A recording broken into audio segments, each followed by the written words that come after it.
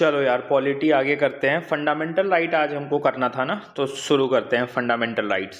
देखो, fundamental rights हमारे constitution के पार्ट 3 में है। 12 से 35 तक आर्टिकल फंडामेंटल राइट को गवर्न करता है। बेसिक्स है ये सब हम जानते हैं। ये यूएस के बिल ऑफ राइट्स से इंस्पायर्ड है।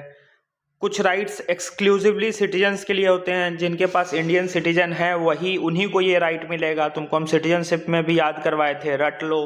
15, 16, 19, 29, 30। तो ये एक्सक्लूसिवली सिटीजन्स के लिए मिलेगा।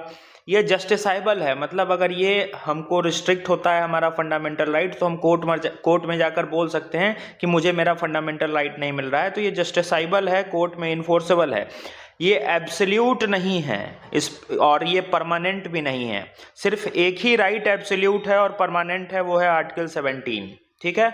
एक और है जो एब्सोल्यूट और परमानेंट है, लेकिन वो पूरा आर्टिकल नहीं, उसका एक सेक्शन है। जब वो आएगा ना आर्टिकल, तो हम दिखा देंगे तुमको।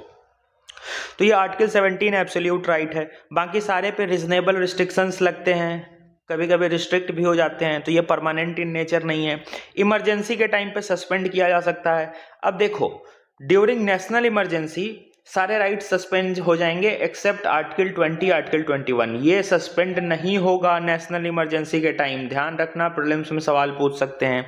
ये निगेटिव है स्टेट के लिए, मतलब कि स्टेट को कुछ काम करने से रोकता है, कुछ ऐसे काम करने से रोकता है जो बेसिक राइट्स हमारे रिस्ट्रिक्ट कर सकते हैं, वो काम स्टेट को करने से, सरकार को करने से रोकता है। इसलिए सरकार के लिए ये नेगेटिव है। और फंडामेंटल राइट्स हमारे ओवरऑल ग्रोथ को प्रमोट करता है, हमारे डेवलपमेंट को प्रमोट करता है, हमको अलग अलग अधिकार देता है ताकि हम अलग अलग अपने उस राइट्स का यूज करके खुद को ग्रो कर सके, कंट्रीब्यूट कर सके। तो हमको प्रमोट कर रहा है कुछ काम करने के लिए, और स्टेट को रिस्ट्रिक्ट करता है। तो हमारे लिए पॉजिटिव है, स्टेट के लिए नेगेटिव है। अब और देखो, आर्टिकल 19 सस्पेंड होगा कब? जब इमरजेंसी लगेगी, और इमरजेंसी का ग्राउंड होना चाहिए एक्सटर्नल एग्रेशन और वॉर, तभी ये आर्टिकल 19 सस्पेंड होगा, नहीं तो नहीं सस्पेंड होगा। और नेशनल इमरजेंसी के टाइम पे सारे आर्टिकल सस्पेंड हो जाएंगे एक्सेप्ट 20 और 21। ये कुछ बेसिक फैक्ट है, ध्यान रखना। जब हम इमरजेंसीज वाले चैप्टर को पढ़ेंगे ना, तो कौन से राइट कैसे सस्पेंड होते हैं वो डिटेल में पढ़ेंगे। अभी के लिए बस इतना ध्यान रखना। ये मैग्ना कार्टा से हम इसको लिए हैं। और राइट टू प्रॉपर्टी डिलीट हो चुका है 44th कॉन्स्टिट्यूशनल अमेंडमेंट एक्ट से, याद ही होगा तुमको, पता होगा ये। और अब राइट टू प्रॉपर्टी एक लीगल राइट बन गया है, जो कि आर्टिकल 300A में है, जो कि पार्ट 12 में है। तो ये कुछ बेसिक फीचर्स थे, साइलेंट फीचर्स कह लो, कैरेक्टर्स कह लो, हमारे फंडामेंटल राइट्स के। ठीक, अब आगे बढ़ते हैं आर्टिकल्स पे। तो हमारे फंडामेंटल राइट का पहला आर्टिकल है आर्टिकल 12। आर्टिकल 12 कुछ नहीं बताता है, डेफिनेशन ऑफ स्टेट, कि स्टेट क्या होगा। अब स्टेट यहाँ पे MP UP वाला स्टेट मत समझना, ये ओवरऑल इंडिया का स्टेट की बात कर रहा है। ठीक, तो आर्टिकल 12 डिफाइन करता है स्टेट को, कि स्टेट में आएगा क्या, व्हाट इंक्लूड्स स्टेट। तो स्टेट में क्या क्या आएगा? गवर्नमेंट ऑफ इंडिया आएगी, राज्य की सरकार आएगी, यूपी MP बिहार सब राज्य की सरकार आ जाएगी। तो government of India, government of states दोनों आ जाएंगे, और एग्जीक्यूटिव और लेजिस्लेचर दोनों आ जाएगा। ठीक है, executive council, legislative council state का, और राज्यसभा लोकसभा सेंटर का, सब आ जाएगा स्टेट के पार्ट में। लोकल बॉडीज जितने हैं, म्युनिसिपैलिटीज, पंचायत, वो भी आ जाएंगे डेफिनेशन ऑफ स्टेट में। जितने स्टैट्यूटरी नॉन स्टैट्यूटरी अथॉरिटीज हम पढ़ते हैं, वो सब स्टेट के एम्बिट में आ जाएंगे। और वैसे प्राइवेट बॉडीज जो गवर्नमेंट के एम्बिट में काम कर रहे हैं, फिनेंशियली और एडमिनिस्ट्रेटिवली, मतलब गवर्नमेंट उनको फिनेंशियली सपोर्ट कर रही है, या उनका एडमिनिस्ट्रेशन गवर्नमेंट किसी तरीके से देख रही है उस प्राइवेट बॉडी का, तो वो भी आर्टिकल 12 में स्टेट के कैटेगरी में आ जाएगा। वो पूछते हैं प्रीलिम्स में कि बताओ इनमें से स्टेट कौन कौन सा डिफाइन हो रहा है, तो ध्यान रखना ये कीवर्ड्स। और ये प्राइवेट बॉडीज जो गवर्नमेंट के एम्बिट में आते हैं ना, फिनेंशियली और एडमिनिस्ट्रेटिवली, इनको हम स्टेट मानते हैं। ये अजय हासिया केस में बोला गया था, तो ये केस भी ध्यान रखना। BCCI एक केस आता है इसी आर्टिकल 12 में, कि BCCI स्टेट है कि नहीं। तो BCCI एक क्रिकेट क्लब है, ये स्टेट नहीं है। फिर एक और केस आता है कि जुडिशियरी स्टेट है कि नहीं। तो जुडिशियरी के लिए दो बात कही गई। जुडिशियरी जब लॉ मेकिंग कर रहा है, जुडिशियरी के पास वो है ना जुडिशियल एक्टिविज्म, जिससे वो लॉ बनाता है। तो जुडिशियरी जब लॉ बना रहा है तब तो वो स्टेट है, लेकिन जुडिशियरी जब अपना जुडिशियल फंक्शन फॉलो कर रहा है, जैसे कि जस्टिस इंश्योर करना, बेसिक स्ट्रक्चर डॉक्ट्रिन चेक करना, तब वो स्टेट नहीं है। जब वो लॉ बना रहा है तब स्टेट है, जब वो अपना जुडिशियल फंक्शन परफॉर्म कर रहा है तब वो स्टेट नहीं है। क्लियर? तो ये 3 केस थे जो तुमको हम बता दिए। आर्टिकल 12 इतना ही है, इससे ज्यादा नहीं है, देख लेना किसी भी किताब में। अब आ जाओ आर्टिकल 13 पे। आर्टिकल 13 क्या कहता है? Laws inconsistent with fundamental right shall be void. वैसे लॉ जो फंडामेंटल राइट के साथ मैच नहीं करते हैं, जो फंडामेंटल राइट को रिस्ट्रिक्ट करते हैं, वो वॉइड हो जाएंगे, मतलब खारिज कर दिए जाएंगे, खत्म कर दिए जाएंगे। ठीक। अब जैसे कि 13(1 देखो, pre constitutional laws are void if they clash with fundamental right. Pre constitution law मतलब जो ब्रिटिशर्स लॉ बना कर गए थे, वो लॉ अगर हमारे फंडामेंटल राइट से मैच नहीं कर रहे हैं, हमारे फंडामेंटल राइट को वायलेट कर रहे हैं, तो उन लॉ को खत्म कर दिया जाएगा। दूसरा देखो, parliament laws are void. Parliament भी कोई ऐसी लॉ बनाती है जो फंडामेंटल राइट को रिस्ट्रिक्ट कर रहा है, तो वो भी खत्म कर दिया जाएगा। तीसरा देखो कि लॉज होगा क्या। आर्टिकल 13(3) बताता है कि लॉज कौन कौन सी चीज को हम लॉ मानेंगे। तो कोई भी ऑर्डर हो, ऑर्डिनेंस, प्रेसिडेंट ऑर्डिनेंस जारी करते हैं ना, तो कोई भी ऑर्डिनेंस हो, बाई लॉ हो, रेगुलेशन हो, या कोई कस्टम हो, ये सब लॉ के एम्बिट में आ जाएगा। तो प्रीलिम्स में सवाल पूछते हैं under article 13 what constitutes law, तो ये ध्यान रखना, दीज थिंग कॉन्स्टिट्यूट्स लॉ। ठीक। अब देखो, पार्लियामेंट का लॉ वॉइड हो जाएगा, प्री कॉन्स्टिट्यूशनल लॉ जो फंडामेंटल राइट से क्लैश कर रहा है वो भी खारिज कर दिया जाएगा, वॉइड हो जाएगा। तो ये चेक कौन करेगा? जुडिशियरी चेक करेगी ना। तो यहीं से जुडिशियल रिव्यू की पावर आती है। ठीक है, power of judiciary, judicial review यहीं से आता है, लेकिन ये डायरेक्टली मेंशन नहीं है। प्रीलिम्स में सवाल पूछेगा judicial review is directly mentioned in constitution, नहीं लिखा है। जुडिशियल रिव्यू डायरेक्ट नहीं लिखा है, इनडायरेक्ट शो हो रहा है। देखो ना, इनडायरेक्ट शो हो रहा है ना कि अगर कोई प्री कॉन्स्टिट्यूशन लॉ है वो क्लैश करेगा एफआर से, तो खारिज कर दिया जाएगा। पार्लियामेंट कोई लॉ बनाएगा वो क्लैश करेगा, तो वो भी खारिज कर दिया जाएगा। तो भैया कौन चेक करेगा कि क्लैश कर रहा है कि नहीं? तो जुडिशियरी चेक करेगी ना। तो जुडिशियरी रिव्यू कर रही है, तो ये पावर डिराइव तो हो रहा है जुडिशियल रिव्यू की, कि जुडिशियरी चेक करता है, लेकिन the word judicial review is not mentioned directly in the constitution. ठीक है, ये क्लियर हो गया। लॉ क्या होगा बता दिए। अब इसमें 2 डॉक्ट्रिन दिए हुए हैं, 2 डॉक्ट्रिन ये आर्टिकल 13(1) से रिलेटेड और 2 से रिलेटेड है। ठीक। जैसे कि देखो, डॉक्ट्रिन पहला कहता है, मतलब जो आर्टिकल 13(1) से लिंक्ड है, वो कहता है doctrine of Eclipse. Any pre constitutional law if inconsistent with fundamental right shall B dormant not and. ध्यान रखना, डॉर्मेंट होगा, खत्म नहीं होगा। अभी हम क्लियर करा देंगे, ये याद हो जाएगा यहीं पे। Can be used in future with amendments. ठीक। देखो, इक्लिप्स का मतलब क्या होता है, ध्यान से समझना। तुमने सुना होगा solar Eclipse, lunar Eclipse. Eclipse मतलब ग्रहण लगना होता है। ठीक है, ग्रहण लगना होता है। अब वैसे प्री कॉन्स्टिट्यूशनल लॉ, वैसे ब्रिटिश इरा के लॉ जो फंडामेंटल राइट के साथ इनकॉन्सिस्टेंट हैं, वो डॉर्मेंट हो जाएंगे। डॉर्मेंट मतलब इनएक्टिवेट हो जाएंगे, खत्म नहीं होंगे। तो मान लो ये लॉ ए है, ये ब्रिटिश इरा का लॉ है, ये फंडामेंटल राइट को वायलेट कर रहा है, तो सीधा फंडामेंटल राइट का वायलेट है ना, ये डॉक्ट्रिन ऑफ सेवरेबिलिटी आएगा और इसको ऐसे ढक देगा, ये ऐसे ढक देगा, इस पे ग्रहण लगा देगा। डॉक्ट्रिन ऑफ इक्लिप्स यही कहता है कि अब ये ढक गया। तो क्या ये ए अंदर से मिट गया, जो अंदर ए लिखा हुआ था, एंड हो गया? नहीं, ए एंड नहीं हुआ है, वो ए अभी भी इसके अंदर लिखा हुआ है, बस इस पे ग्रहण लगा हुआ है डॉक्ट्रिन ऑफ इक्लिप्स का। जिस दिन ये ग्रहण हटेगा उस दिन ये लॉ वापस से आ जाएगा। तो ये डॉर्मेंट है, खत्म नहीं हुआ है। अब ये वापस कब आएगा? तो इस ए लॉ को जब हम वापस से अमेंड करेंगे, फंडामेंटल राइट के साथ मैच करा लेंगे कि अब ये वायलेट नहीं करेगा फंडामेंटल राइट को, तभी इस ए वाले लॉ को हम यूटिलाइज कर सकते हैं। तो कोई भी प्री कॉन्स्टिट्यूशनल लॉ जो फंडामेंटल राइट से इनकॉन्सिस्टेंट है, वो खत्म नहीं हुआ है, उसपे बस इक्लिप्स लग गया है, ग्रहण लग गया है। ऐसे ये ए अंदर अभी भी लिखा हुआ है, मिटा नहीं है। ठीक, ये ग्रहण लगा हुआ है, डॉर्मेंट है, खत्म नहीं हुआ है, और इसको हम फ्यूचर में यूज कर सकते हैं इस ए को अमेंड करके। अगर ए को हम अमेंड कर दे इस तरीके से कि ये फंडामेंटल राइट को अब वायलेट नहीं करेगा, तो ए लॉ जो है ना वो वापस से काम में आने लगेगा। ठीक, क्लियर। चलो एक और प्रोविजन देखो, यहां लिखा है ऑल प्री कॉन्स्टिट्यूशनल लॉ। हाँ, शुरुआत में प्री कॉन्स्टिट्यूशनल लॉ ही था, लेकिन बाद में जुडिशियरी ने बोला कि सिर्फ प्री कॉन्स्टिट्यूशनल लॉ पे ये अप्लाई नहीं होगा, बल्कि सारे लॉ पे अप्लाई होगा। तो अब ये सारे लॉ पे अप्लाई होता है डॉक्ट्रिन ऑफ इक्लिप्स। क्लियर।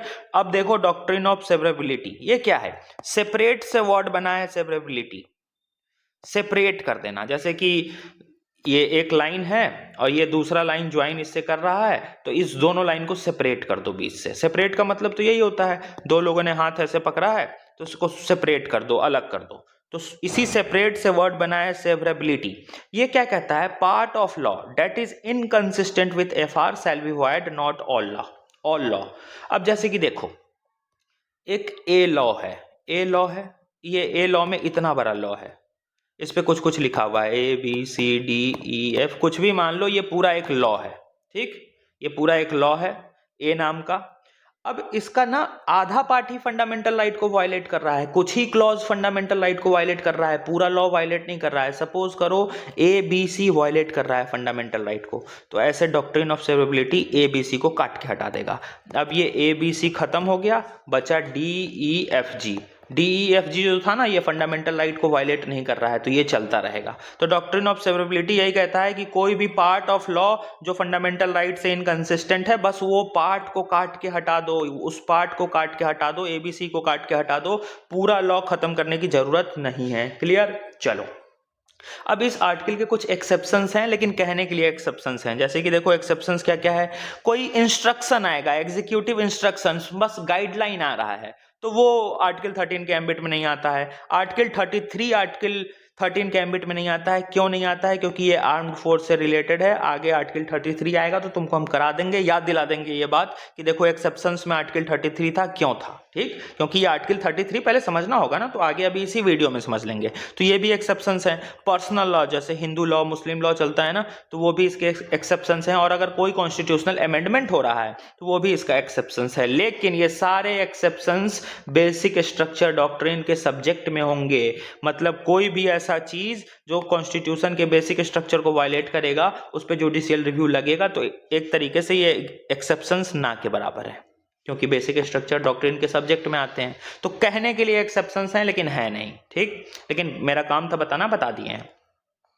अब आ जाओ आर्टिकल 14 पे। आर्टिकल 14 राइट टू इक्वेलिटी की बात करता है। अब इक्वेलिटी दो तरीके की हमारे यहाँ दी हुई है। एक है इक्वेलिटी बिफोर लॉ, ये ब्रिटिश का कॉन्सेप्ट है। ये क्या कहता है कि किसी को स्पेशल प्रिविलेजेस नहीं देना है, लॉ के सामने सब बराबर है। ये एक निगेटिव कॉन्सेप्ट है।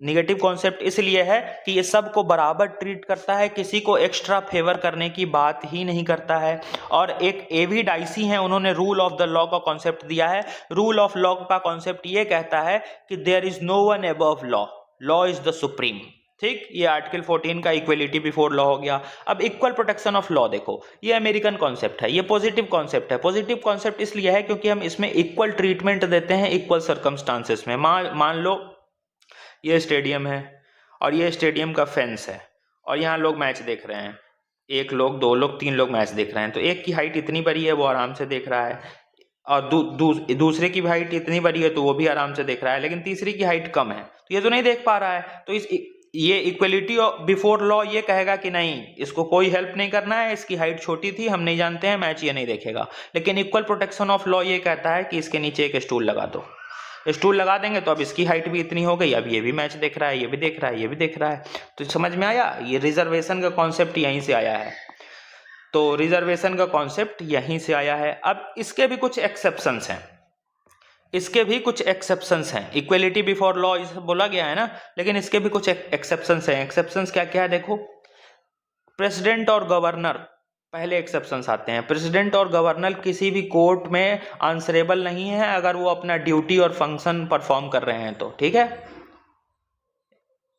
हाँ, तो एक्सेप्शंस देखो, प्रेसिडेंट एंड गवर्नर, देखो ये कहाँ है ना कि किसी को स्पेशल प्रिविलेजेस नहीं देना है, लॉ के ऊपर कोई नहीं है। लेकिन प्रेसिडेंट एंड गवर्नर अगर अपने पोस्ट पे बैठकर अपनी ड्यूटीज और फंक्शन को परफॉर्म करने के चक्कर में कोई एक्शन लिए है ना, तो उनको किसी भी कोर्ट में जवाब देने की जरूरत नहीं है। प्रेसिडेंट और गवर्नर पे कोई क्रिमिनल प्रोसीडिंग नहीं हो सकती है। सिविल प्रोसीडिंग हो सकती है, लेकिन 2 महीने पहले नोटिस देना होगा। और जब तक इनका टर्म चलेगा इनको अरेस्ट नहीं किया जा सकता है, ध्यान रखना। अब इसका ये मतलब नहीं है कि प्रेसिडेंट और गवर्नर किसी का मर्डर कर देंगे तो उनको क्रिमिनल प्रोसीडिंग नहीं होगा, पहले उनका इम्पीचमेंट कराया जाएगा, उनको खत्म कराया जाएगा उनका प्रेसिडेंट का चेयरशिप, उसके बाद उन पे कार्रवाई होगी। बस इस पोस्ट की गरिमा है ना, तो इस पोस्ट को अरेस्ट नहीं किया जा सकता है, ये ध्यान रखना। और क्या क्या एक्सेप्शंस हैं, एमएलए एमपी को पार्लियामेंट्री प्रिविलेजेस मिलता है ना, पार्लियामेंट में वो कुछ भी बोलेंगे तो अकाउंटेबल नहीं है कोर्ट में, तो ये भी एक एक्सेप्शन है। डिप्लोमेट्स, एम्बेसडर्स, तुम लोग भी अगर आईएफएस बनोगे तो अलग अलग देश में जाओगे तो तुम्हारे पास डिप्लोमेटिक इम्यूनिटी होती है, उस देश का में तुम कुछ कांड कर दोगे ना, तो वहाँ की जो कंट्री है वो तुमको बस डिपोर्ट कर सकती है इंडिया, वहाँ पे तुम पे कोई क्रिमिनल कार्रवाई नहीं कर सकती है, तुमको अरेस्ट नहीं कर सकती है। ये जिनेवा कन्वेंशन का रूल हमारा कहता है। तो डिप्लोमेट्स और एम्बेसडर्स भी एक्सेप्शंस में आते हैं रूल ऑफ लॉ के।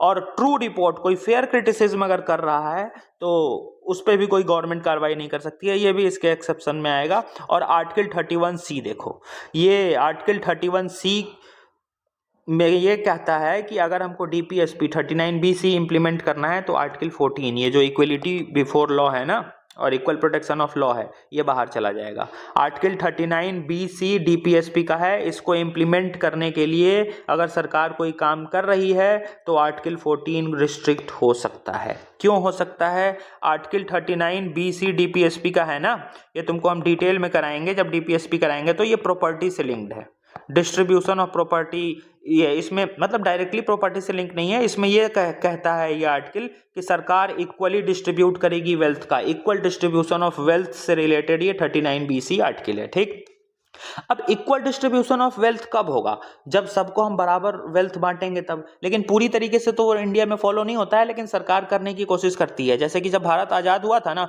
तो जमीन सबके पास नहीं थे, कुछ कुछ राजाओं के पास जमीन थे। तब इंडिया ने किया लैंड रिफॉर्म, सबके जमीन को हथियाती थी। बड़े बड़े राजघरानाओं के पास ऐसे एकर्स, करोड़ एकर्स ऐसे जमीन थे, बस इन्हीं लोग के पास थे, किसी के पास था ही नहीं जमीन। तो सरकार कही कि सारा जमीन यही लोग हथिया के बैठेंगे तो इक्वल डिस्ट्रीब्यूशन ऑफ वेल्थ कैसे होगा? तो सरकार इनसे जमीन लेना शुरू की। जैसे जमीन लेना शुरू की तो दो कारणों से ये लोग कोर्ट में जाते थे। एक तो राइट टू प्रॉपर्टी था, फंडामेंटल राइट, तो पहले तो उसको सरकार हटाई कि भैया ये अगर रहेगा तब तो जमीन ले नहीं पाएंगे, तो राइट टू प्रॉपर्टी हटाई। फिर ये दूसरे चले जाते थे कोर्ट में कि भैया मेरा इक्वलिटी है, ये कि ये मेरा जमीन है, सरकार मेरे साथ इक्वल प्रोटेक्शन नहीं कर रही है, सरकार मेरा जमीन छीन रही है। तो इस कारण से ये आर्टिकल 31C लाया गया फंडामेंटल राइट में ही कि अगर सरकार को 39BC इंप्लीमेंट करना है तो आर्टिकल 14 कॉम्प्रोमाइज हो सकता है। ठीक, ये एक्सेप्शंस थे। आर्टिकल 15 देखो, आर्टिकल 15 क्या कहता है? 15 का 1 देखो, state shall not discriminate. State discriminate नहीं कर सकता है किस किस ग्राउंड पे? Religion, race, caste, sex, place of birth, 5 ही है, ध्यान रखना। अभी आर्टिकल 15 और 16 में कंफ्यूज कराते हैं, वो कह देंगे कि डिसेंट है कि नहीं आर्टिकल 15 में, बताओ। इस कुछ नहीं, ऐसे थोड़ी ना पूछेंगे डिसेंट है कि नहीं,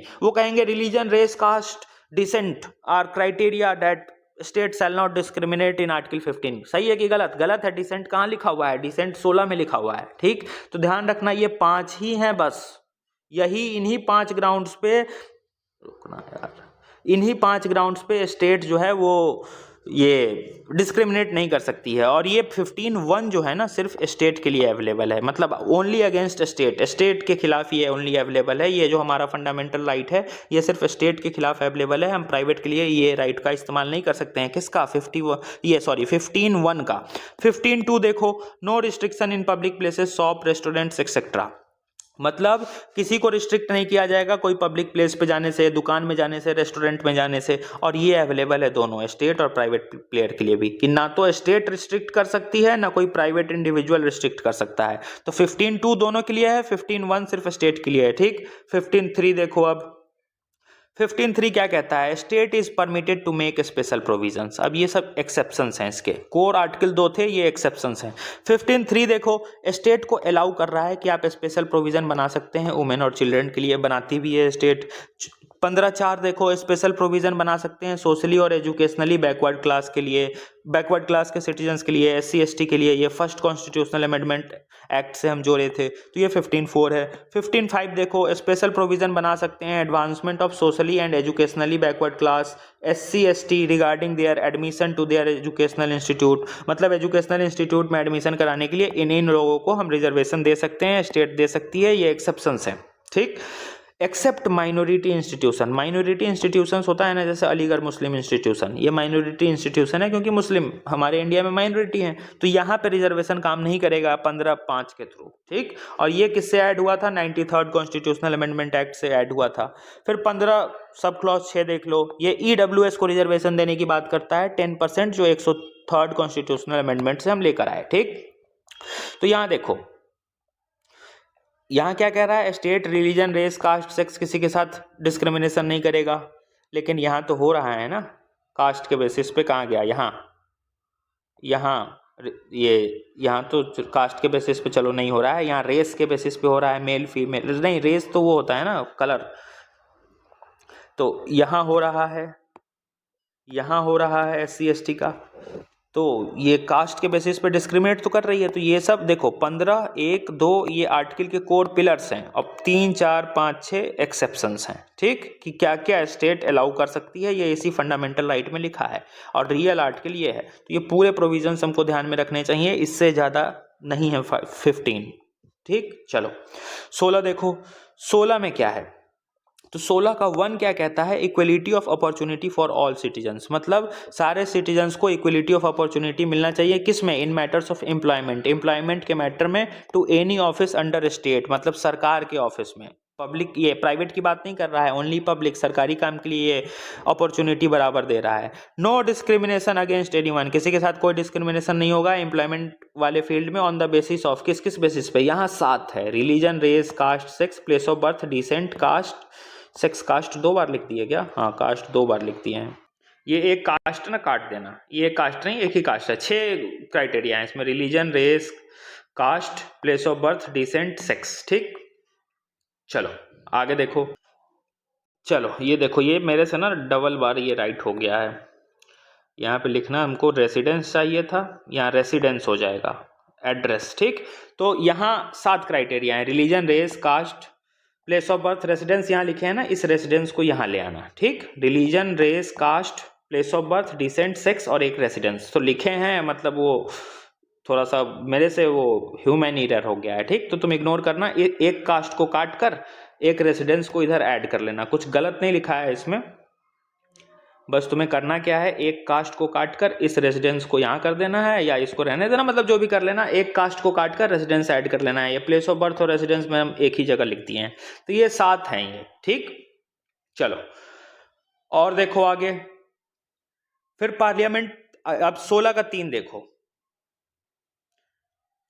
parliament is empowered to provide residence as a condition of employment. अब 16 का 3 फिर एक्सेप्शंस हैं, ये दो तो कोर आर्टिकल हो गया, अब ये सब एक्सेप्शंस है। पहला एक्सेप्शंस क्या आ गया, पार्लियामेंट एम्पावर है to provide residence as a condition of employment, कह रहे हैं कि रेसिडेंस के बेसिस पे डिस्क्रिमिनेशन नहीं करना है, और यहाँ पार्लियामेंट को पावर मिल रहा है कि वो रेसिडेंस एक क्राइटेरिया रख सकती है, तो यहाँ एक्सेप्शन शुरू हो गया ना, तो एक्सेप्शंस हैं ये 16(3) हो गया। अब 16(4) देखो, 16(4) यहाँ लिखा है, ये आर्टिकल में ना मुझे कोई डिस्टर्ब जरूर किया होगा, गेट वेट जरूर खुला होगा, इसलिए सीक्वेंस टूटा है इसका।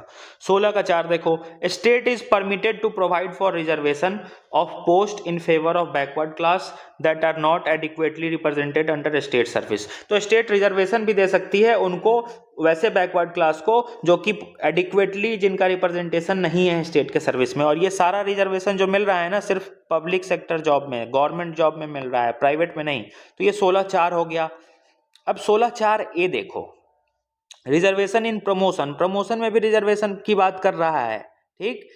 In any service of state SC ST को रिजर्वेशन मिलेगा, और ये 77th कॉन्स्टिट्यूशनल अमेंडमेंट एक्ट से हमने ऐड किया था, और 85 कॉन्स्टिट्यूशनल अमेंडमेंट एक्ट आया था एक, इसी आर्टिकल में जो चीज़ ऐड की गई थी वो है कॉन्सिक्वेंशियल सीनियोरिटी को, और इसमें नागराज केस में सुप्रीम कोर्ट ने बोला कि हाँ ये कॉन्सिक्वेंशियल सीनियोरिटी सही है। इसका मतलब क्या हुआ, मान लो देखो, स्टेट यहाँ कह रहा है ना 4 का A में कि promotion of any services under the state, मतलब reservation in promotion of any service, मतलब कोई इंसान है तो वो प्रमोट होगा ना, तो प्रमोशन में भी उसको रिजर्वेशन मिलेंगे। अब प्रमोशन में रिजर्वेशन मिलेंगे ना, तो हो सकता है कि ये ST का कैंडिडेट है, इसका रिजर्वेशन 3 साल बाद होना था, एक जनरल का कैंडिडेट है, इसका रिजर्वेशन तुरंत अभी हो जाना था, लेकिन होना इसका चाहिए था, हो गया इसका, तो इसी को नाम दिया गया है कॉन्सिक्वेंशियल सीनियोरिटी, और नागराज केस में सुप्रीम कोर्ट ने इसको जस्टिफाइड माना है। तो 85 कॉन्स्टिट्यूशनल अमेंडमेंट एक्ट याद रखना, ठीक।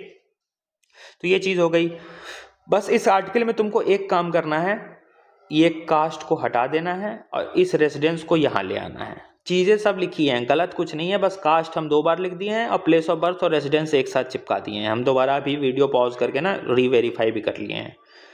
कोई ज़रूर गेट मेरा ठकठकाया होगा या किसी का फ़ोन आया होगा, तभी मेरा यहाँ कंसंट्रेशन टूटा है। अकेले रहते हैं ना, हर काम खुद करना है। चलो कोई बात नहीं, तो मैनेज कर लोगे।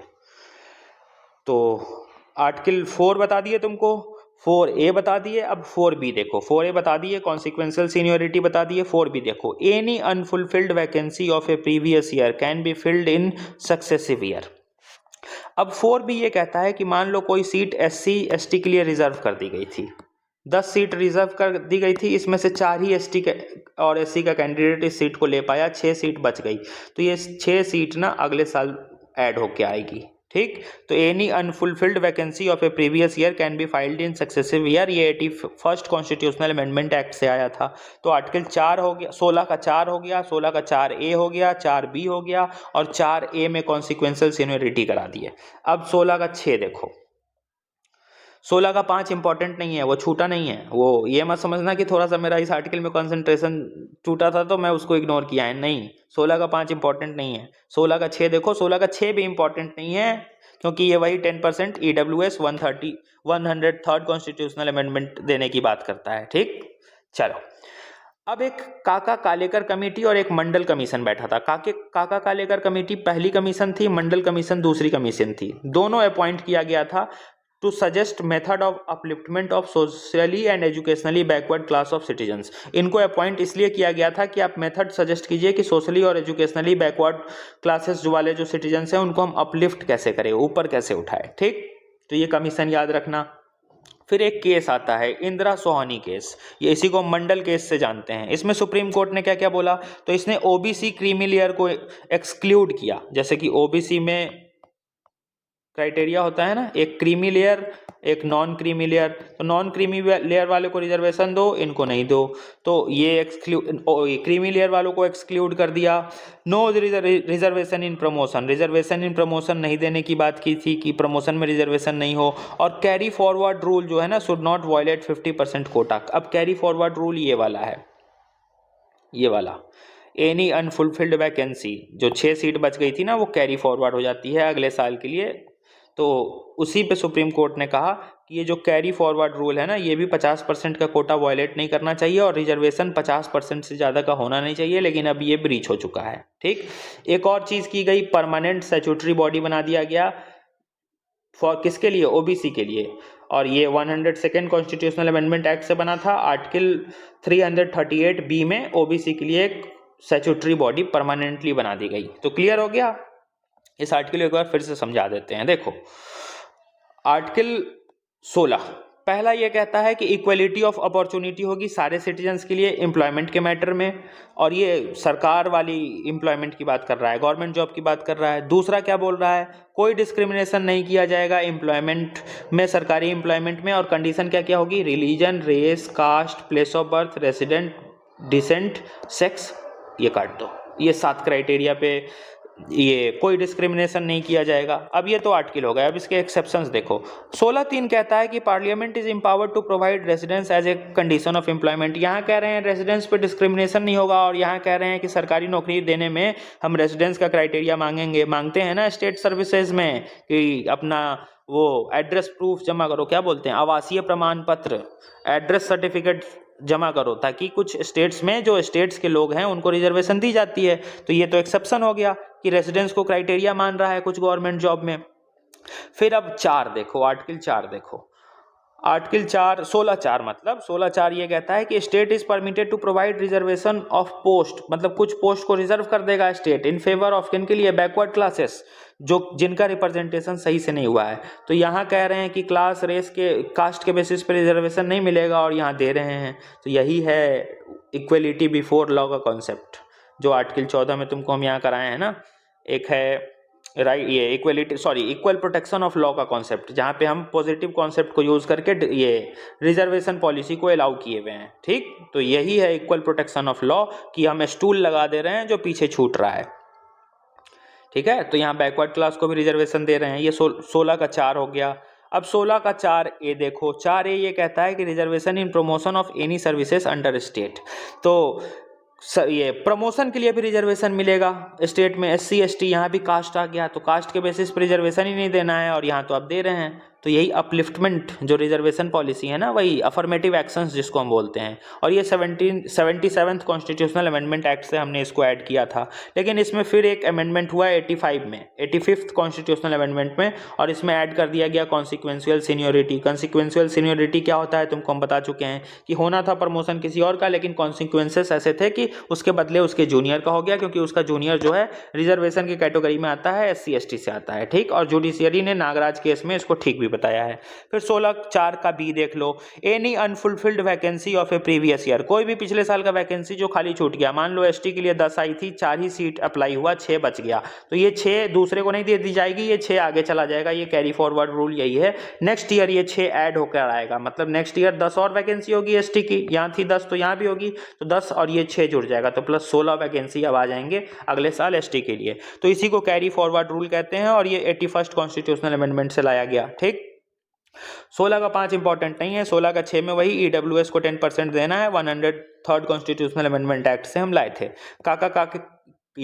काका केलकर कमीशन, मंडल कमीशन बता दिए, इंदिरा स्वानी केस की जजमेंट बता दिए कि क्रीमी लेयर का कॉन्सेप्ट इंट्रोड्यूस किया, प्रमोशन में कोई रिजर्वेशन नहीं देने की बात की, 50% से रिजर्वेशन नहीं होना चाहिए इसकी बात की, लेकिन यह ब्रीच हो चुका है। कैरी फॉरवर्ड रूल भी 50% से ज़्यादा नहीं होना चाहिए, मतलब कैरी फॉरवर्ड कर करके आप रिजर्वेशन के इस लिमिट को आगे नहीं बढ़ा सकते हैं। ये सब मिलाकर 50% से ज़्यादा रिजर्वेशन नहीं होना चाहिए, लेकिन ये कोटा ब्रीच हो चुका है। ठीक, और एक परमानेंट स्टैट्यूटरी बॉडी बना दिया ओबीसी के लिए 102nd कॉन्स्टिट्यूशनल अमेंडमेंट एक्ट से, और आर्टिकल 338B डाल दिया कॉन्स्टिट्यूशन में।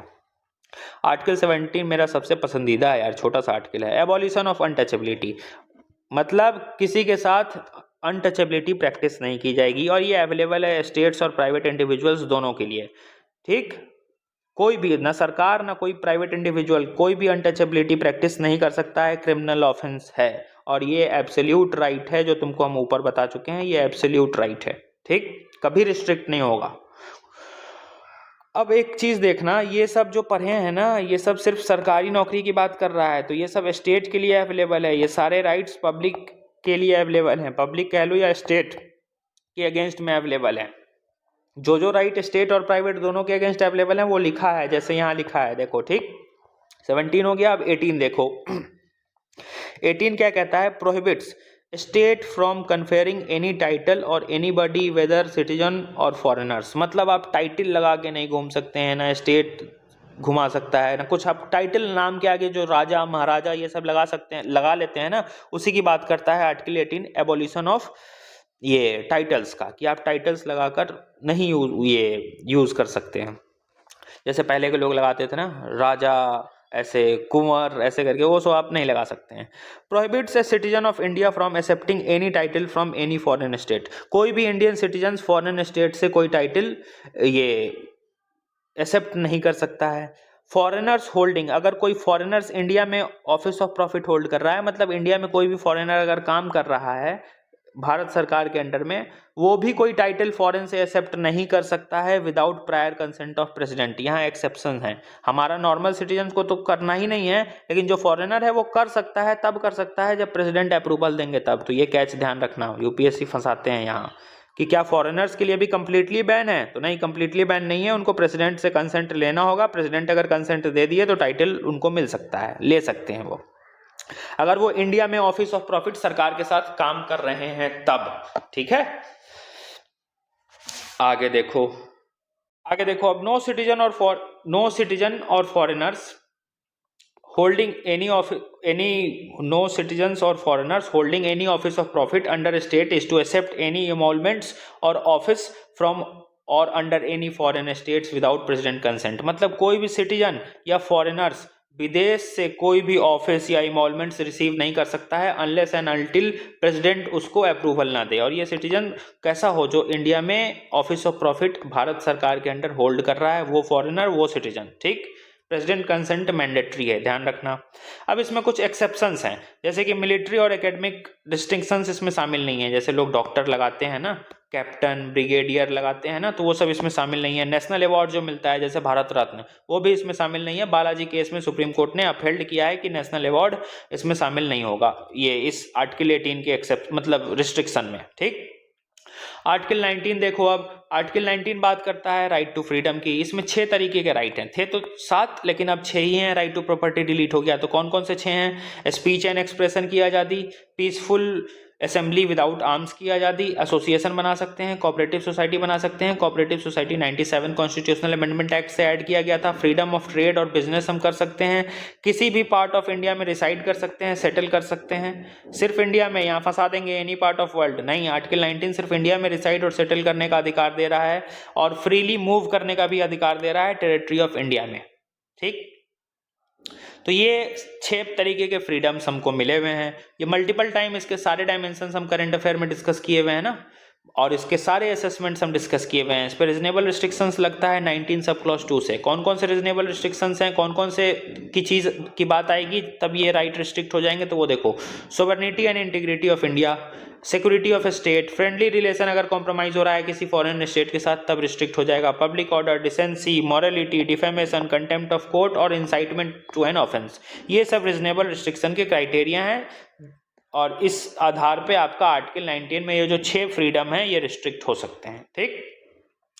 आर्टिकल 20 देखो, आर्टिकल 20 बात करता है कन्विक्शन ऑफ ऑफेंस में, कि अगर आपको कन्विक्ट किया गया है किसी ऑफेंस में तब आपके पास क्या क्या अधिकार हैं। और ये आर्टिकल 20 सिर्फ क्रिमिनल लॉ पे आधार है, ये क्रिमिनल लॉ पे एप्लीकेबल होगा, सिविल लॉ पे ये एप्लीकेबल नहीं होगा, not applicable to civil law, ठीक। जैसे कि आर्टिकल 20 का पहला ये पॉइंट कहता है no ex post facto law. Suppose करो हम चोरी आज किए हैं 500 रुपए की, ठीक। आज के दिन 500 रुपए चोरी करने की कोई सजा नहीं है, तो सरकार बैक डेट से कोई कानून नहीं बना सकती है कि हम आज 13 तारीख है तो 13 तारीख को कोई कानून नहीं है तो चलो 12 तारीख से चोरी करने के लिए कानून लागू कर दो, अब इसको पकड़ लो। सरकार ऐसा नहीं कर सकती है। आज के दिन इस समय कोई लॉ नहीं है तो हमको सजा नहीं होगी, सिर्फ क्रिमिनल लॉ पे, सिर्फ क्रिमिनल लॉ पे। इसीलिए निर्भया केस के वो जो थे ना कुछ प्रोविजंस हमारे पास कमी थे जुवेनाइल जस्टिस वाले, जिसके कारण वो निर्भया का एक जो माइनर था वो बच गया था। अब तो खैर जेजे बोर्ड में अमेंडमेंट आ गया है कि चाइल्ड की मेंटेलिटी देखेंगे कि क्राइम किस लेवल का किया है, उसके आधार पे जेजे बोर्ड अगर चाहे तो सर्टिफिकेट दे सकता है कि भले इस बच्चे ने माइनर होकर ये क्राइम किया है लेकिन इसकी मानसिकता एडल्ट वाली है, इसको एडल्ट तरीके से ट्रीट करो। अब ये प्रोविज़न आ गया है, उस टाइम पे था नहीं, तो इसी क्लॉज का वो फ़ायदा उठाकर वो उस एक नाबालिग को फांसी नहीं हुई थी, ठीक। ये ध्यान रखना।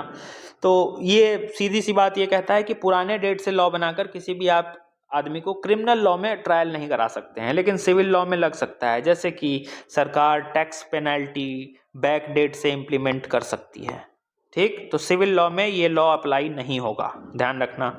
नो डबल जियोपार्डी, मतलब एक काम के लिए आपको 2 बार सजा नहीं दी जाएगी, मतलब एक ये ऑफेंस के लिए आपको 2 बार सजा नहीं दी जाएगी। मतलब जुडिशियल लेवल पे हाई कोर्ट ने 5 साल की सजा दे दी, ये 5 साल का सजा काट के रिलीज हुआ, अब सुप्रीम कोर्ट कह रही है हम भी सजा देंगे, तो ऐसे नहीं हो सकता है। एक आरोप के लिए जुडिशियरी 2 बार सजा नहीं दे सकती है, सिर्फ जुडिशियल एक्शन के लिए। अब इसमें ये नहीं आएगा कि मान लो कोई गवर्नमेंट एम्प्लॉय था, उसको जॉब से सरकार टर्मिनेट कर दी, जॉब इसका खत्म हो गया और जुडिशियरी 5 साल की सजा सुना दी, तब ये नहीं कह सकता है कि हमको 2 बार सजा मिल रहा है। नहीं, ये तो एडमिनिस्ट्रेटिव लेवल पे सजा मिला ना, लॉ के अकॉर्डिंग तो यही 5 साल सजा मिला, तो ये अलाउड है। बस जुडिशियरी 2 बार सजा नहीं दे सकती है, मतलब अब ये 5 साल अपनी सजा काट चुका तो दोबारा इसको 5 साल के लिए नहीं फंसाया जा सकता है, ये चीज है। नो डबल जियोपार्डी सिर्फ जुडिशियल लेवल पे लागू होता है। और नो सेल्फ इनक्रिमिनेशन, मतलब किसी भी आदमी को आप प्रेशर नहीं डाल, मतलब किसी भी क्रिमिनल को आप इस बात के लिए दबाव नहीं डाल सकते हैं कि वो अपने खिलाफ गवाही दे या अपने खिलाफ कोई गवाह को या सबूत को प्रोड्यूस करे। तो ये 3 लॉ आते हैं, ये ध्यान रखना। आर्टिकल 21, ये बड़ा अमेंडमेंट इसमें हुआ है। आर्टिकल 21 सीधा ये कहता है protection of life and liberty, कि किसी भी इंसान का लाइफ एंड लिबर्टी को रिस्ट्रिक्ट नहीं किया जा सकता है except that of procedure establish by law. मतलब लॉ में अगर कोई चीज लिखा है और इस लॉ के अकॉर्डिंग एग्जीक्यूटिव कोई एक्शन ले रहा है तब तो ठीक है, तब तो कर सकते हो, लेकिन विदाउट लॉ के आप किसी का राइट टू लाइफ और पर्सनल लिबर्टी छीन नहीं सकते हो। अब इसी में कैच फंस गया, क्योंकि सरकार इस लॉ के आधार पर बड़ा मिसयूज कर रही थी। लेकिन प्रोसीजर एस्टेब्लिश्ड बाय जो लॉ है ना, इसमें जुडिशियरी बस ये देखता है कि एग्जीक्यूटिव एक्शन जो भी लिया गया है, मतलब हम तुमको अरेस्ट करके ले आए, तो तुमको किस ग्राउंड पे अरेस्ट किए, तुम्हारे अरेस्टिंग का कोई लॉ होगा ना, कोई क्लॉज होगा ना मेरे पास कि इस क्लॉज में तुमको हम इस क्राइम में अरेस्ट किए हैं, तो हम बताएंगे वो चीज़ ना। तो जुडिशियरी बस ये देखती है कि अच्छा तुमने इसको इसलिए पकड़ा है, ये लॉ यहाँ लिखा है, ठीक है, इस आधार पर इसको पकड़ा जा सकता है, ठीक है, लॉ में लिखा है मतलब ठीक है तुम अरेस्ट रहोगे। तो जब जो प्रोसीजर एस्टेब्लिश्ड बाय लॉ है, इसमें जुडिशियरी सिर्फ एग्जीक्यूटिव एक्शन को चेक करती है कि एग्जीक्यूटिव ने जो एक्शन लिया वो लॉ के दायरे में रहकर लिया कि नहीं। लेकिन इसी का समस्या था एक, इससे इसका मिसयूज करती थी सरकार, तो मेनका गांधी केस आया। मेनका गांधी केस में हमने ड्यू प्रोसेस ऑफ लॉ लेकर आ गए। ये नेचुरल जस्टिस का पार्ट भी इसको बोला जाता है, नेचुरल जस्टिस इंश्योर किया जाता है इस ड्यू प्रोसेस ऑफ लॉ से। इसमें जुडिशियरी एग्जीक्यूटिव एक्शन तो देखेगी ही देखेगी, साथ में लेजिस्लेटिव एक्शन भी देखेगी कि जो लॉ बना है ये लॉ ठीक है कि नहीं। मान लो ये लॉ में कुछ लिखा है, इसके आधार पे तुमने इसको पकड़ लिया, अरेस्ट कर लिया, ठीक, तब तो अभी प्रोसीजर एस्टेब्लिश बाय लॉ ये कहता है कि ठीक है यहाँ लिखा है, इसके आधार पे इसको पकड़े हो, ठीक की हो। लेकिन ड्यू प्रोसेस ऑफ लॉ ये कहता है कि इस लॉ में ये जो तुम लिखे हो हम ये भी चेक करेंगे, ये ठीक लिखा होगा तभी तुम्हारा ये अरेस्ट जस्टिफाइड है। मतलब एग्जीक्यूटिव और लेजिस्लेटिव एक्शन दोनों चेक कर रही है जुडिशियरी, ठीक। और ये ड्यू प्रोसेस ऑफ लॉ हम मेनका गांधी केस से लेकर आए थे, हमारे कॉन्स्टिट्यूशन में पहले से नहीं था। नेचुरल जस्टिस इंश्योर करने के लिए ये लॉ लाया गया था। इसमें एग्जीक्यूटिव और लेजिस्लेटिव दोनों एक्शन चेक करते हैं। कुछ और केसेस देख लो आर्टिकल 21 से रिलेटेड, जैसे AK गोपालन केस, जो की बात करता है कि ये राइट सिर्फ एग्जीक्यूटिव एक्शन के लिए अवेलेबल है, लेकिन मेनका गांधी का डिबेट अभी तुमको हम बता दिए, ठीक। केस पुट्टा स्वामी केस आया जो राइट टू प्राइवेसी को बताया कि ये आर्टिकल 21 का पार्ट है। उन्नी कृष्णन केस आया जिसमें access to health care services और सेफ एनवायरनमेंट, ये भी 21 का पार्ट है। ओल्गा टेलिस केस आया जिसमें राइट टू लाइवलीहुड को भी बताया गया कि आर्टिकल 21 का पार्ट है। फिर 86 कॉन्स्टिट्यूशनल अमेंडमेंट से आर्टिकल 21A इंट्रोड्यूस किया गया जिसमें फ्री एंड कंपलसरी एजुकेशन देना है 6 से 14 साल के बच्चे को, ठीक। यहाँ प्रीलिम्स में सवाल तुमसे फंसाया जा सकता है। सवाल ये फंसाया जा सकता है कि according to article 21A free and compulsory education provided to all children, सही है कि गलत? गलत हो जाएगा क्योंकि 6 से 14 साल के बच्चे को देना है। एक और सवाल आ सकता है कि कौन सा ऐसा अमेंडमेंट है जो फंडामेंटल राइट डीपीएसपी और ड्यूटीज, फंडामेंटल ड्यूटीज तीनों को एक साथ अमेंड किया था, तो वो भी 86 थी कॉन्स्टिट्यूशनल अमेंडमेंट है और यही प्रोविजन तीनों में डाला गया था। जब कराएंगे तो याद दिलाएंगे, ये प्रोविजन जो है ना 6 से 14 साल के फ्री एजुकेशन देना है, डीपीएसपी में भी लिखा है, ड्यूटीज में भी लिखा है और 86 कॉन्स्टिट्यूशनल अमेंडमेंट से ही तीनों में लिखा गया था, ठीक। याद दिला देंगे तुमको हम। तो ध्यान रखना कि ऐसा कौन सा अमेंडमेंट है जो फंडामेंटल राइट, डीपीएसपी और ड्यूटीज तीनों को एक साथ अमेंड किया, तो वो 86 है, ठीक। अब देखो एक बात जरा, आर्टिकल 21 में क्या राइट टू मैरी आता है? एक सवाल का जवाब देना तुम लोग हमको, राइट टू मैरिज क्या आर्टिकल 21 के एम्बिट में आएगा? ये बताना हमको, आएगा कि नहीं। 22 प्रिवेंटिव और प्यूनिटिव डिटेंशन, ये भी मल्टीपल टाइम हम करंट अफेयर में डिस्कस करते रहते हैं। प्यूनिटिव डिटेंशन मतलब कोई क्राइम हो गया है उसके बाद उसको अरेस्ट करेंगे। इसमें क्या क्या अधिकार, मतलब 22 सीधी बात कर रहा है कि किसी को अरेस्ट किए हैं तो उनको क्या क्या अधिकार मिलेगा। तो एक तो प्यूनिटिव डिटेंशन होता है, मतलब प्यूनिटिव लेवल पे हम अरेस्ट किए हैं, मतलब कोई क्राइम उसने कर दिया है उसके बाद अरेस्टिंग हुई है, तो उसको क्या क्या अधिकार मिलेंगे। तो उसको पहले बताया जाएगा क्यों अरेस्ट किया है, फिर उनको एक लॉयर रखने का अधिकार दिया जाएगा। 24 घंटे के अंदर उनको कोर्ट में मजिस्ट्रेट के सामने पेश किया जाएगा। अगर मजिस्ट्रेट कहता है तभी वो डिटेंशन फर्दर कंटिन्यू होगा, नहीं तो उसको रिलीज कर देना होगा। और ये एनिमी एलियंस के लिए ये वाले प्रोविजंस अवेलेबल नहीं है। एनिमी एलियंस वो एलियंस होते हैं जिन कंट्रीज के साथ इंडिया वॉर पे होगा, अगर उस कंट्री का कोई सिटीजन पकड़ा गया है तो वो एनिमी एलियन है, उसके लिए ये राइट्स अवेलेबल नहीं है, ध्यान रखना। फिर आता है एक प्रिवेंटिव डिटेंशन। प्रिवेंटिव डिटेंशन में तुम अभी कुछ किए नहीं हो लेकिन तुमको धर लिया गया है कि तुम कुछ कर सकते हो, ठीक। तो प्रिवेंटिव डिटेंशन ये है, और इसमें है कि 3 महीने तक लगातार, मतलब 90 दिन तक लगातार तुमको हम पकड़ के रखेंगे। कोई जुडिशियरी के सामने ले जाने की जरूरत नहीं है, कोई चार्जशीट बनाने की जरूरत नहीं है, किसी को कारण बताने की जरूरत नहीं है। चुपचाप तुम्हारे घर से उठाकर तुमको ले आएंगे, क्योंकि मुझे ऐसा लग रहा है कि तुम अगर बाहर रहोगे तो दंगा करवा दोगे, देश में कुछ बड़ा नुकसान कर सकते हो या तुम कुछ भी कांड कर सकते हो, इसलिए तुमको हम उठा के ले आए हैं। 3 महीने तक पकड़ के रखे रहेंगे और इस 3 महीने के टाइम पीरियड को फर्दर एक्सटेंड भी किया जा सकता है अगर एक अप्रूवल बोर्ड, एडवाइजरी बोर्ड अगर अप्रूवल दे दे तो, ठीक। ये चीज़ है पहली कंडीशन। दूसरी, अपॉर्चुनिटी इनको भी मिलता है कि लॉयर रख लो, रिप्रेजेंट करो खुद को। तीसरा, इनको अधिकार यह है कि ग्राउंड्स ऑफ डिटेंशन इनको बताओ कि किस लिए इनको पकड़े हो, किस बात से खतरा है इनको बताओ। लेकिन इसी में एक क्लॉज है कि अगर इसको बता देने से कि तुमको हम क्यों धर के लाए हैं, तुमको अगर हम बता देंगे तो पब्लिक इंटरेस्ट कॉम्प्रोमाइज होगा, तो मत बताना।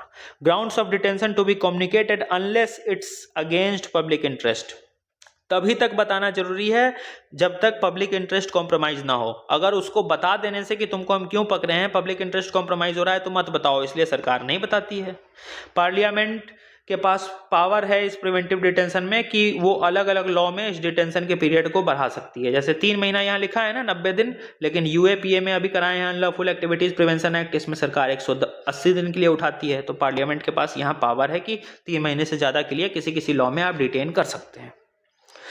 अब इसके प्रोज कॉन्स 10 बार आंसर राइटिंग किए हुए हैं, ठीक। आर्टिकल 23 देखो, आर्टिकल 23 सीधी सी बात, prohibition of traffic in human being and force labour, इसकी बात करता है कि किसी का ह्यूमन ट्रैफिकिंग, फोर्स लेबर किसी से नहीं कराया जाएगा। ये स्टेट और इंडिविजुअल, प्राइवेट इंडिविजुअल दोनों के लिए अवेलेबल है ये प्रोटेक्शन।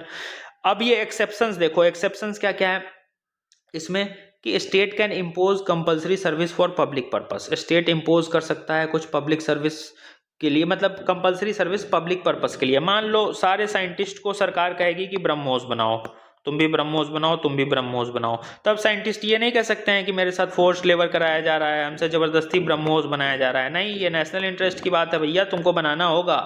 तुम्हारी छुट्टी, तुम्हारा वर्किंग टाइम 12 घंटे ही था, सरकार कहेगी कि नहीं 20 घंटे रह के ब्रह्मोस बनाओ, 3 दिन में चाहिए, बनाना पड़ेगा क्योंकि ये पब्लिक पर्पस है, जरूरत है, नेशनल इंटरेस्ट की बात है।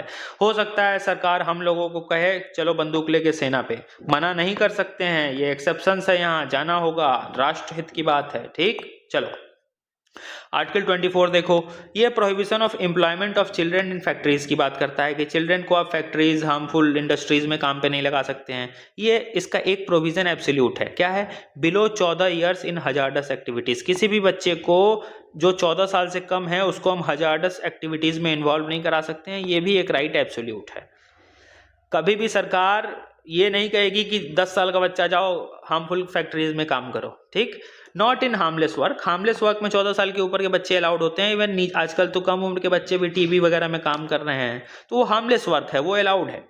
लेकिन हजार्डस एक्टिविटीज, केमिकल फैक्ट्रीज, इन सब में काम नहीं कर सकते हैं 14 साल के कम उम्र के बच्चे, ये फंडामेंटल राइट है, ठीक, और ये एब्सोल्यूट है, कभी रिस्ट्रिक्ट नहीं होगा।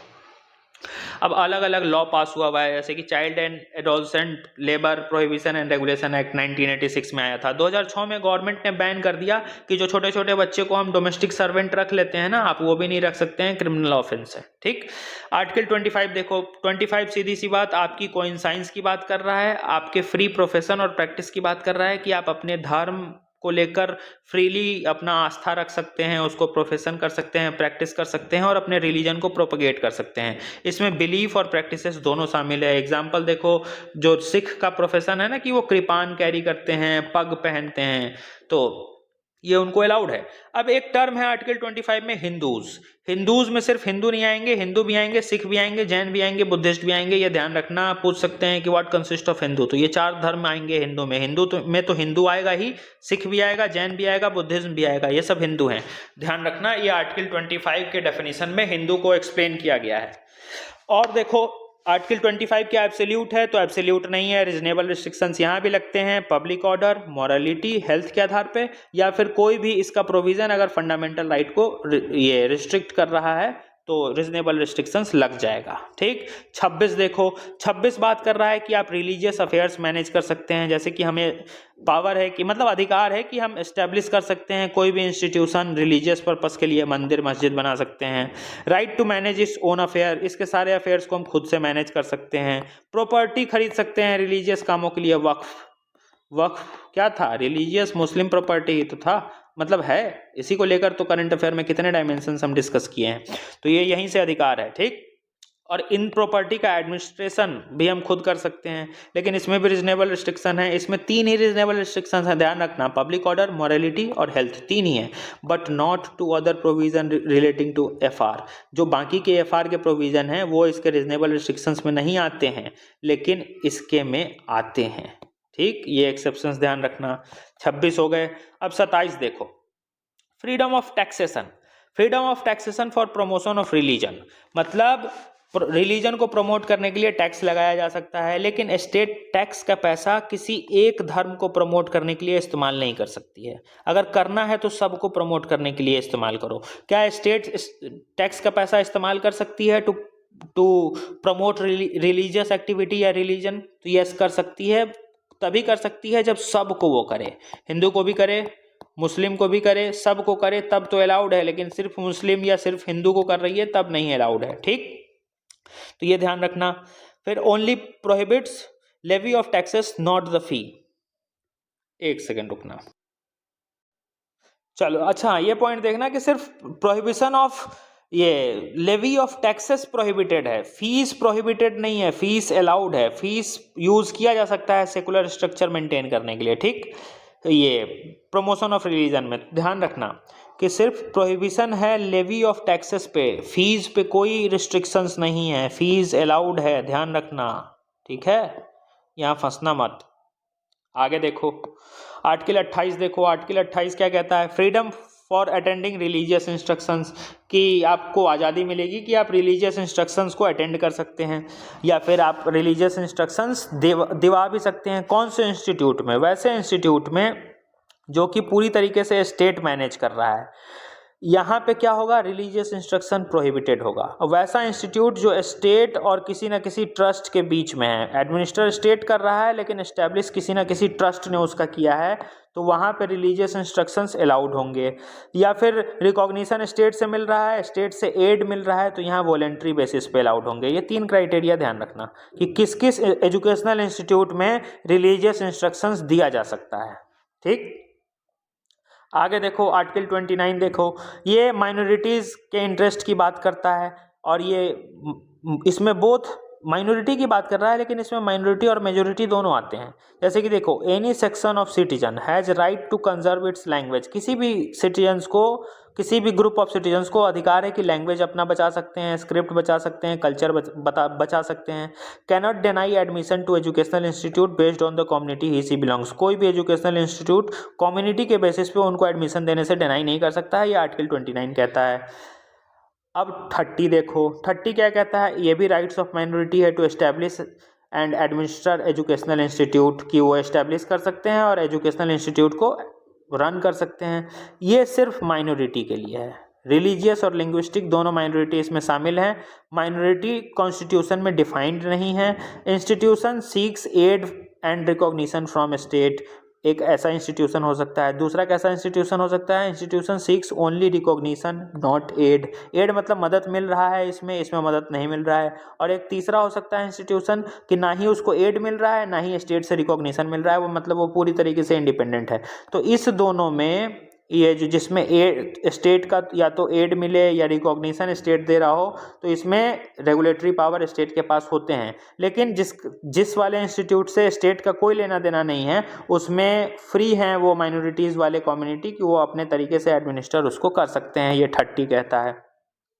अब 31 नहीं लिखा हुआ है, जानबूझ के नहीं लिखा हुआ है। आगे बताते हैं क्यों नहीं लिखा हुआ है, क्योंकि वो लास्ट पन्ने में 31 तुमको हम कराएंगे। 32 देखो, सबको पता है कॉन्स्टिट्यूशनल रेमेडीज, ये सोल एंड हार्ट है कॉन्स्टिट्यूशन का। डायरेक्ट हम सुप्रीम कोर्ट जा सकते हैं, हाई कोर्ट जा सकते हैं, रिट्स के थ्रू अपने फंडामेंटल राइट को इन्फोर्स कराने के लिए।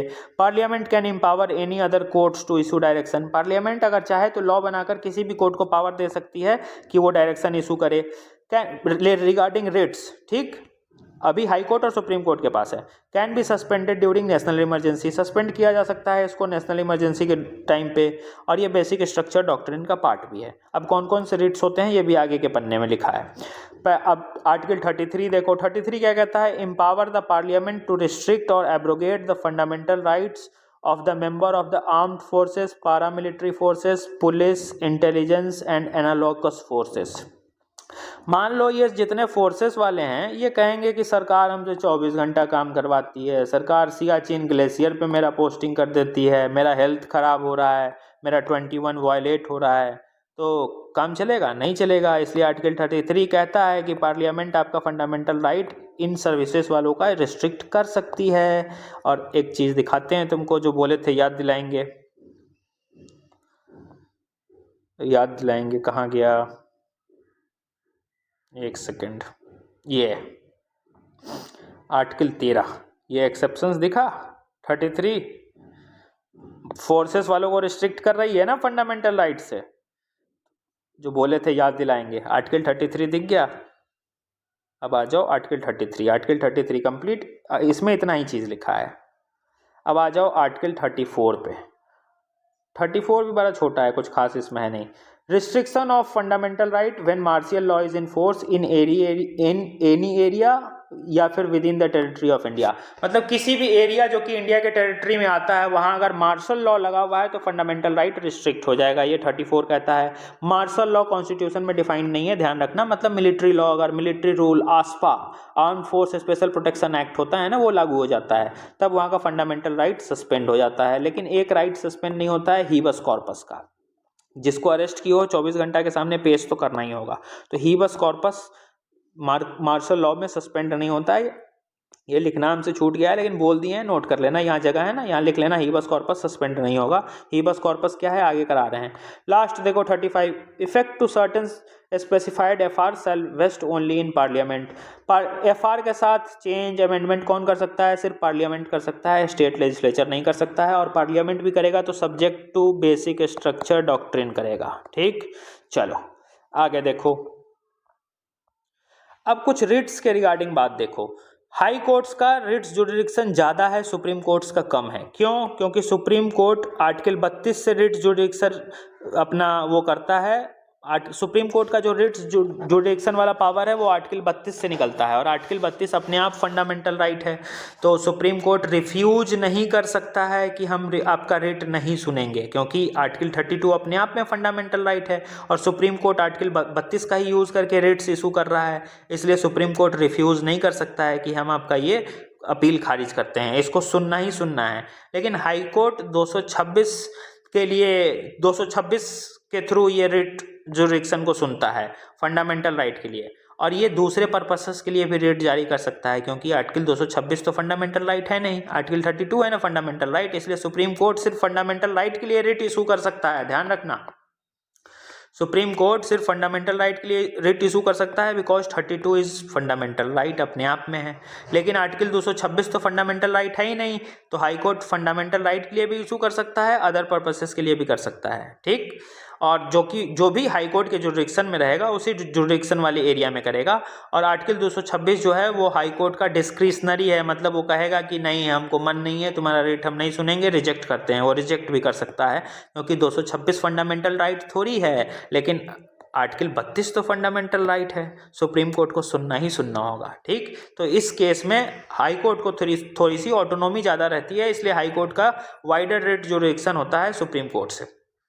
अब रिट्स होते कौन कौन से हैं, तो देखो, तो रिट्स को हम इंग्लिश लॉ से लेकर आए हैं। प्रोग्रेटिव्स रिट्स भी इनको हम कहते हैं, प्रेरोगेटिव रिट्स भी इनको कहते हैं। जैसे कि हीबस कॉर्पस, देखो हीबस कॉर्पस का मतलब सीधा है produce the body of doctor या डिटेनी, जिसको अरेस्ट किया हो उसका शरीर के साथ उसको प्रोड्यूस करो। हैव द बॉडी, हीबस कॉर्पस का मतलब ही है हैव द बॉडी, जिसको अरेस्ट किया हो सामने लेकर आओ। और ये पब्लिक और प्राइवेट दोनों के लिए अवेलेबल है। Not issued in case of, अब ये किस केस में इशू नहीं होगा, अगर डिटेंशन लॉफुल तरीके से किया गया है, कंटेम्प्ट हुआ है लेजिस्लेचर और कोर्ट का, तब ये इशू नहीं होगा। कोर्ट डिटेंशन करवाई है तब ये इशू नहीं होगा। और detention outside the jurisdiction of court, court के जुरिडिक्शन के बाहर अरेस्ट हुआ है, तब ये हीबस कॉर्पस लागू नहीं होगा। तो हीबस कॉर्पस क्या है बता दिए। मैंडेमस देखो, हीबस कॉर्पस सीधा ये कहता है 24 घंटे में सामने लेकर आओ, वो जो ऊपर भी तुमको कराए हैं वही हीबस कॉर्पस है। मैंडेमस क्या कहता है, इश्यूड टू पब्लिक ऑफिशियल्स, ये पब्लिक ऑफिशियल्स सरकारी कर्मचारी के लिए इशू किया जाता है। आईएएस आईपीएस गवर्नमेंट जॉब में जितने भी लोग हैं उनके लिए ये इशू किया जाएगा, और इसमें कमांड किया जाता है। मैंडेमस मतलब वी कमांड, जुडिशियरी कमांड दे रही है कि अपना ड्यूटी पूरा करो। और ये पब्लिक बॉडीज के खिलाफ भी इशू हो सकता है, लोअर कोर्ट के खिलाफ भी इशू कर सकती है। ठीक, और किसके खिलाफ इशू नहीं होगा वो देखो, तो प्राइवेट इंडिविजुअल के खिलाफ नहीं होगा। इन्फोर्स डिपार्टमेंट इंस्ट्रक्शंस, अगर कोई इन्फोर्समेंट हो रहा है तो उसके खिलाफ मैंडेमस नहीं होगा लागू। President, governor, chief justice of high court, इन सब के खिलाफ मैंडेमस लागू नहीं होगा।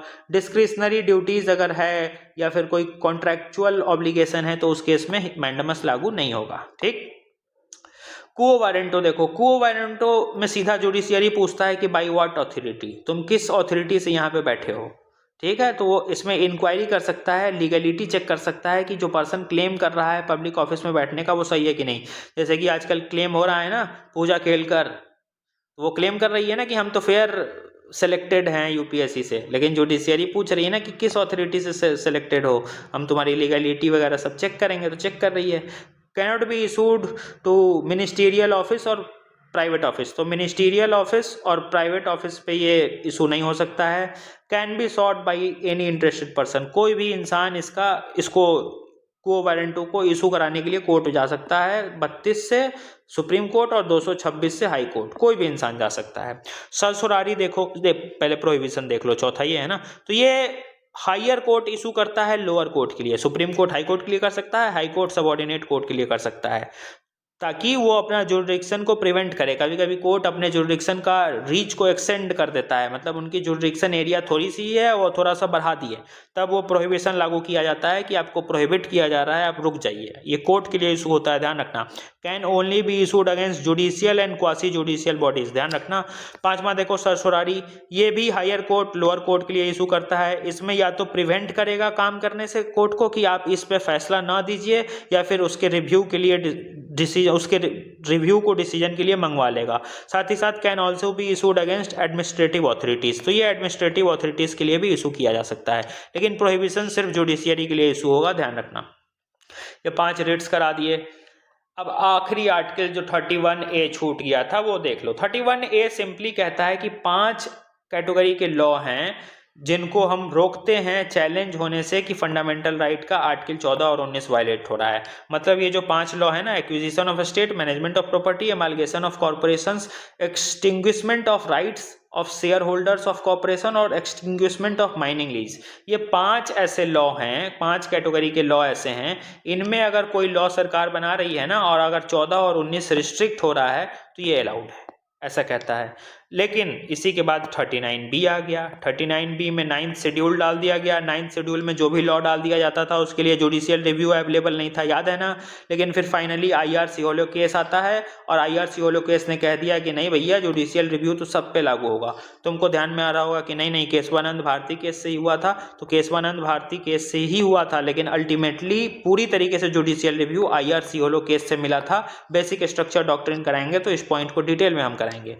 और आर्टिकल 31C देख लो, ये 25th अमेंडमेंट से हम ऐड किए थे। इसमें ये कहा गया कि अगर हमको 39B और 39C इंप्लीमेंट करना है तो 14 और 19 कंप्रोमाइज हो सकता है। प्रिसाइड्स ओवर 14-19, तो कौन सा DPSP है जो फंडामेंटल राइट के ऊपर वैल्यू दी जाती है उसकी, तो 39B और 39C।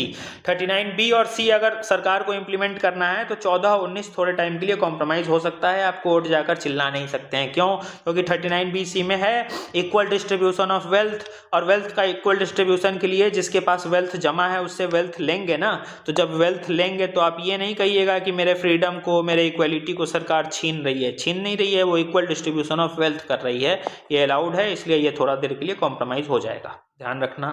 Fundamental right complete. अब देखो, ये करीब करीब 1 घंटे का वीडियो बना है जिसमें हम पूरा फंडामेंटल राइट कंप्लीट किए हैं। कोई जो बिल्कुल पॉलिटी नहीं पढ़ा है ना वो इस वीडियो को ना देखे तो बेहतर है। जो फंडामेंटल राइट पढ़ लिया है वो इस नोट्स को भी देखे और वो इस वीडियो को भी देखे। जो पढ़ा है शिद्दत से ना, उसके लिए ये वीडियो एनफ है, क्योंकि पूरा फंडामेंटल राइट 1 घंटे में कवर कराना थोड़ा सा अल्टीमेट इम्पॉसिबल सा टाइप है, लेकिन जो पढ़ा है वो कर लेगा।